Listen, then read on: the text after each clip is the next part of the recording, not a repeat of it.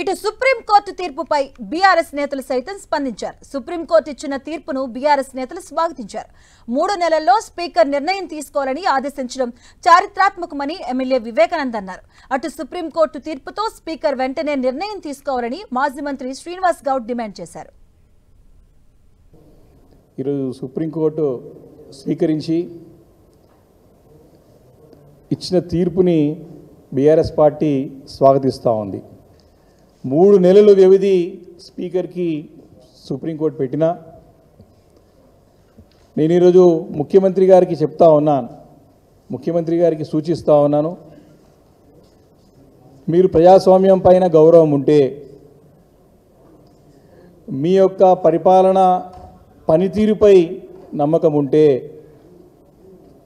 3 నెలలు స్పీకర్ నిర్ణయం గురించి వెయిట్ చేయకుండా తక్షణం ఈ 10 మంది ఎమ్మెల్యేలని రాజీనామాలు చేపించి మరి ఎన్నికలకు వస్తే ఈ యొక్క శాసన వ్యవస్థ యొక్క డెమోక్రటిక్ సిస్టంలో మన పార్లమెంటరీ ఒక వ్యవస్థ గౌరవాన్ని కాపాడిన వాళ్ళం అవుతామని చెప్పి ఈ సందర్భంగా నేను ముఖ్యమంత్రి గారికి సూచిస్తూ ఉన్నాను. ఈరోజు 10 మంది పైన వేసిన పిటిషన్ పైన మేము ఇక్కడ కూడా చాలాసార్లు కొట్లాడినాం. మరి ఈరోజు ఒక న్యాయబద్ధంగా స్పీకర్ని కూడా తప్పుపట్టిరు. మా పిటిషన్ సుప్రీంకోర్టులో అడ్మిట్ అయిన తర్వాతనే మీరు వాళ్ళకి నోటీస్ ఇచ్చినా కూడా చెప్పారు. అంటే మీరు ప్రాసెస్ ప్రకారం చేయలేదని ఒక వైపు ఇంటి ఇస్తూనే 3 నెలల్లో కంపల్సరీ డిసిషన్ తీసుకోవాలా అన్నారు.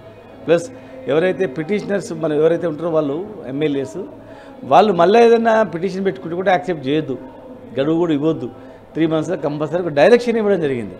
కనుక ఖచ్చితంగా ప్రభుత్వం ఆ 3 నెలల వరకు ఆగకుండా 3 రోజులనే డిసిషన్ తీసుకున్నట్లయితే మరి ప్రజలకు కూడా నమ్మకం ఏర్పడుతుంది.